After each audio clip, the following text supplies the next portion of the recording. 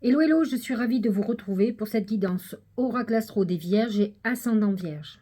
La saison du Poisson est une période importante parce que le Poisson est votre signe complémentaire, mais opposé aussi.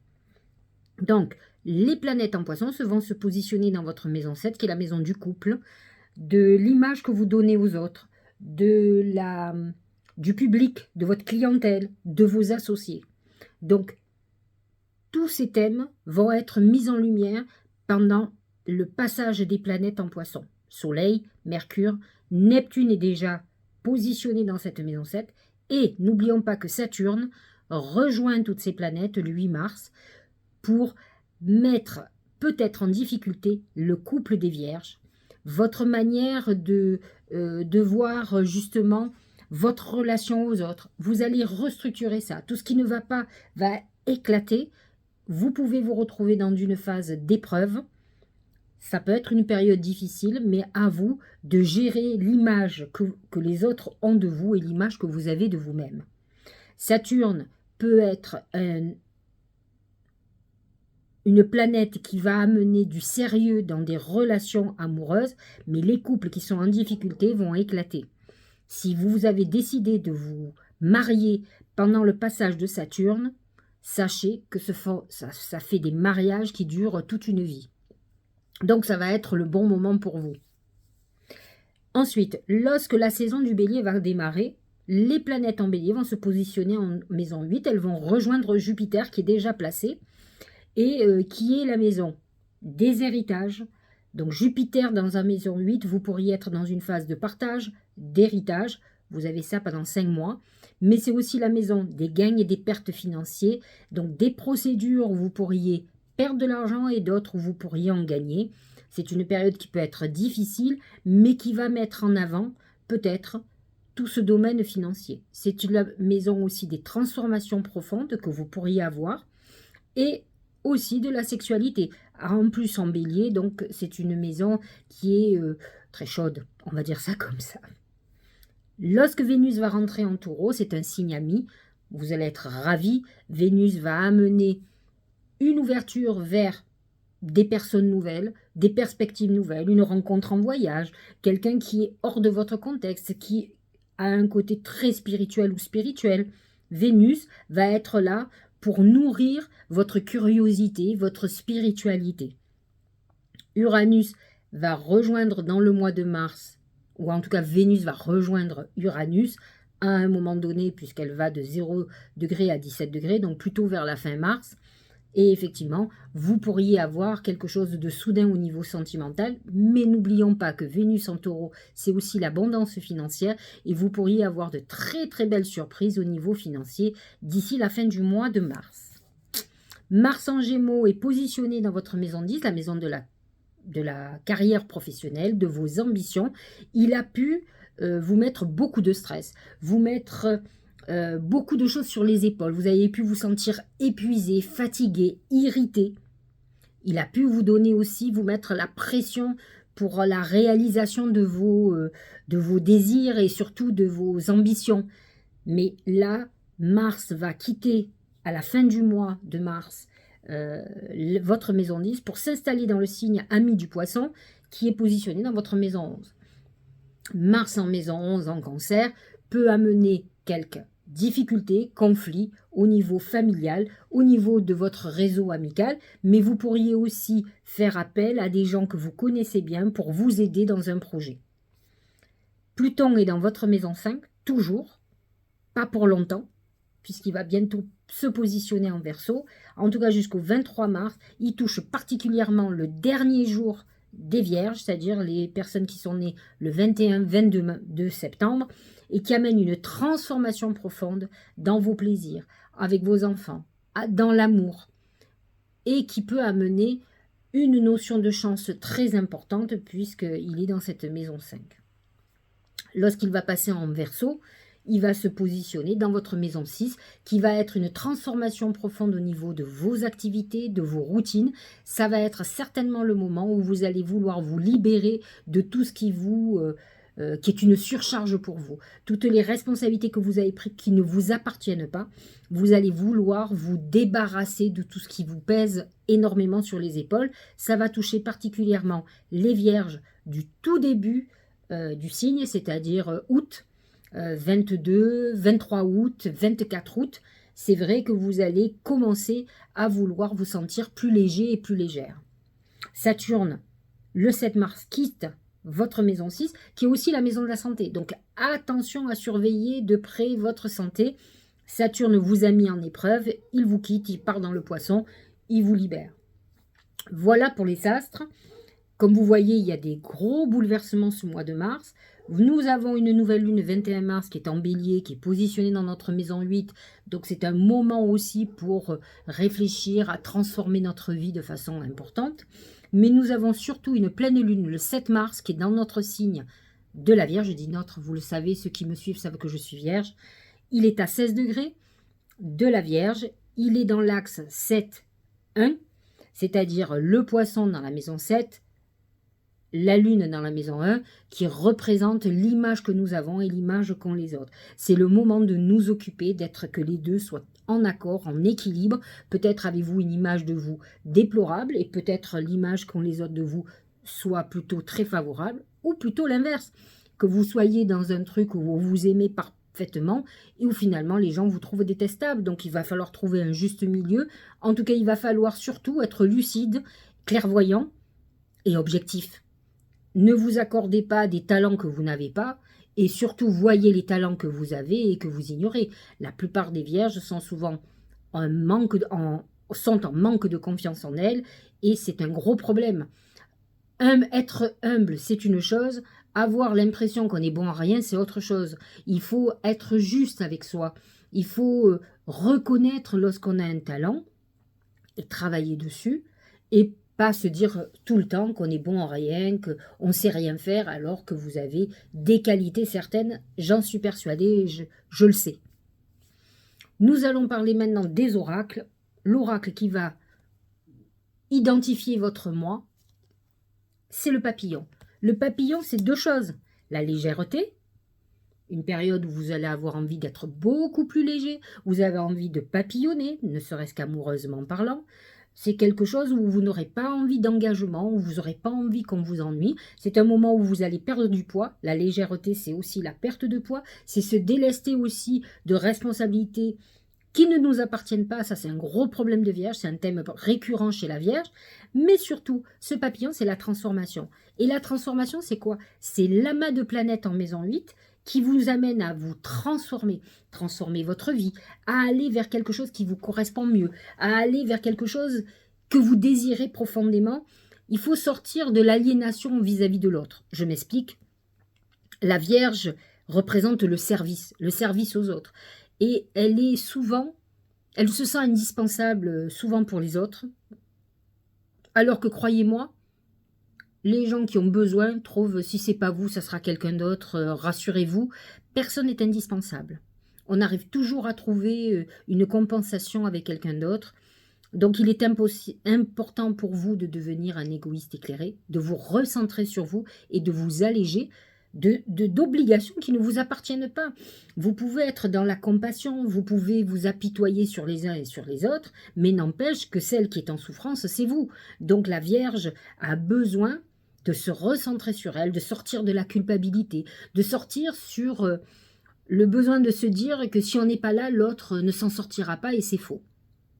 Nous avons chacun nos problématiques et nous devons en sortir seuls vainqueurs et non pas ne compter toujours sur les autres. Donc, vous faites partie de ceux sur qui on compte et vous êtes ceux qui ont la responsabilité, en tout cas dans votre tête, des autres. Donc, ce papillon vous demande de libérer ça. Et c'est vrai que l'amas de planètes en maison 8 en bélier vous demande de transformer votre nature trop bienveillante ou en tout cas trop sacrificielle, comme peut l'être le poisson d'ailleurs. Il ne faut pas oublier que Pluton va être dans votre maison 6 et il amène cette transformation, en tout cas chez vous, dans votre maison du travail, dans la maison de vos obligations. Donc Pluton dans le Verseau qui représente l'indépendance. Beaucoup de vierges, j'en vois beaucoup, sont très dépendantes. Alors moi, ça me paraît surprenant parce que je suis quelqu'un de très indépendant, mais effectivement, il y a une part de la Vierge qui aime bien qu'on fasse les choses pour elle, qui fait celle qui ne comprend pas ou celle qui n'a pas envie, pour être prise en charge. Ça, c'est un problème, parce que souvent la Vierge prend en charge les autres. Mais là, il peut y avoir l'effet inverse, où la Vierge soit comme un poids mort, ou que finalement, elle trouve quelqu'un, vous savez, une moule, elle devienne une moule sur un rocher, c'est-à-dire qu'elle s'agrippe à quelqu'un qui va tout faire pour elle, qui va l'assumer, qui va la pousser, voilà. Donc ce besoin-là, Pluton en Verseau, va vous demander d'être beaucoup plus indépendant, beaucoup plus autonome, d'arrêter de compter sur les autres, que les autres arrêtent de compter sur vous aussi, et de pouvoir retrouver cette liberté d'action, cette liberté de vie, de penser.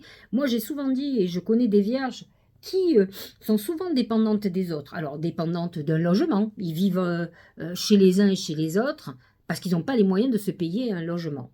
Ils sont dépendants des autres parce qu'ils ne gagnent pas bien leur vie. Ils sont dépendants affectivement de leurs enfants et ils remettent des choses sur leurs enfants et leurs enfants ne demandent pas tout ça. Ils demandent beaucoup de dépendance par rapport à un compagnon ou une compagne. Alors, à un moment donné, c'est ce que je leur dis, quand tu n'as pas envie que l'autre te fasse la morale ou décide pour toi, tu deviens indépendant. Quand on n'a pas besoin des autres, on fait ce qu'on veut. C'est ça la liberté.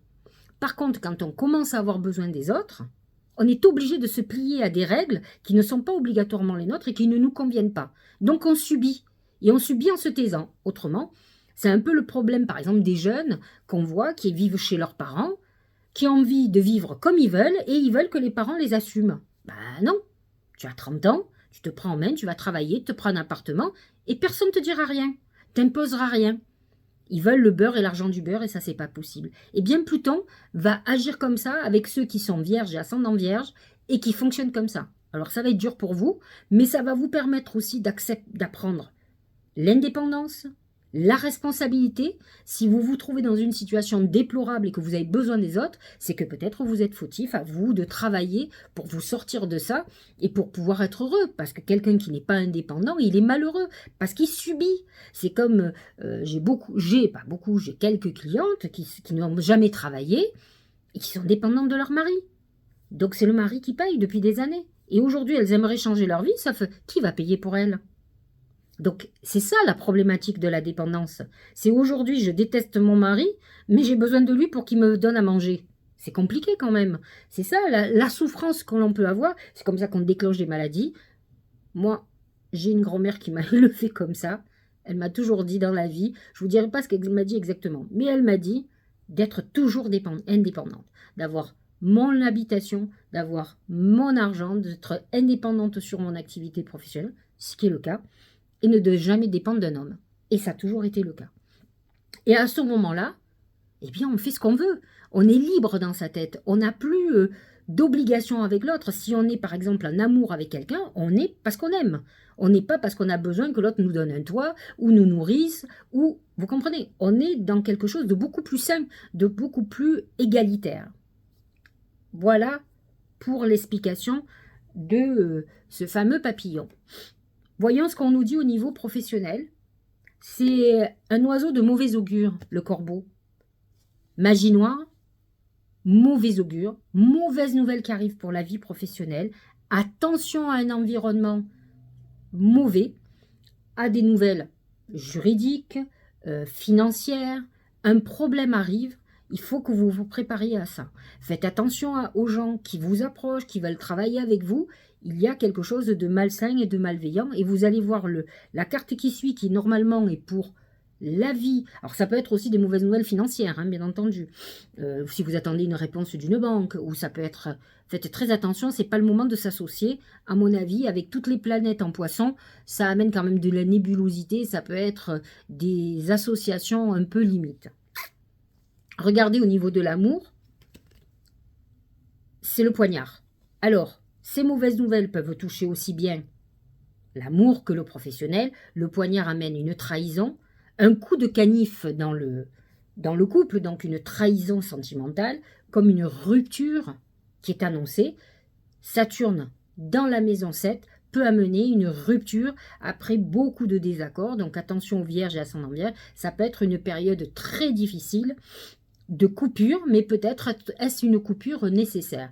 Et les trahisons, ça fait toujours mal. Donc, attention à tout ça. Au niveau de la santé, c'est l'ange de protection, ange gardien, message céleste, donc c'est plutôt pas mal. Et j'ai envie de vous dire que si on réunit le tout, il y a un ange au bout du compte avec toutes ces trahisons, c'est que de toute façon, même si vous avez des mauvaises nouvelles, l'ange de protection va régler la problématique que vous avez, vous allez trouver des solutions. En tout cas, un homme averti en vaut deux. C'est bien, vous savez, donc vous allez être d'autant plus vigilant ce mois de mars. Faites attention à qui vous approche, avec qui vous allez travailler, ou tout ce qui peut arriver. Au niveau du Tao, c'est l'approche. Avancée, accueil chaleureux, conditions prospères, influence accrue, optimisme, détente, venue. C'est une évolution, ce sont les escaliers, j'évolue, j'avance. Alors peut-être doucement, progressivement. Autant vous dire, vous le savez, lorsque Jupiter va rejoindre le Taureau à partir de mi-mai, ça va être une excellente période pour les Vierges, autant vous le dire. Donc, moi j'attends mon heure, mais en attendant, effectivement, il faut continuer graduellement à avancer, à monter les marches, à avoir conscience que vous pouvez avancer, guider vers ce qui est le meilleur pour vous. La non-résistance. En acceptant votre responsabilité des choses, la solution émerge. Effectivement, si vous voyez qu'il y a des problématiques, on en parlait tout à l'heure, il est très important de voir la situation dans laquelle vous êtes et de prendre votre part de responsabilité. Dites-vous, quoi qu'il en soit, vous avez beau dire, c'est pas ma faute, réfléchissez quelle est votre part de responsabilité. Notre part de responsabilité, elle peut être dans la négligence, elle peut être parce que vous avez fait trop confiance. Bien sûr que quelqu'un qui vous trahit, vous êtes victime. Mais c'est votre faute aussi. Peut-être avez-vous vu des signaux et que vous n'avez pas voulu voir, vous avez mis sous le tapis, etc., etc. C'est très important pour que ça ne se renouvelle plus, pour pouvoir avancer et ne pas ressasser la trahison, par exemple, ou la situation qui est compliquée, de prendre sa part de responsabilité, d'accepter d'avoir le prix à payer pour que ça n'arrive plus jamais. De toute façon, le prix est toujours plus grand à payer tant qu'on ne comprend pas. S'instruire. De nouveaux sujets te passionnent et t'intéressent, choisis un livre, un article, un podcast, une vidéo ou un programme en ligne sur ce sujet et nourris cette curiosité qui s'éveille en toi. En principe, c'est la maison 3 ou la maison 9. La maison 9 est positionnée en Taureau. C'est un moment d'ouverture, de volonté de reprendre des études, de quelque chose.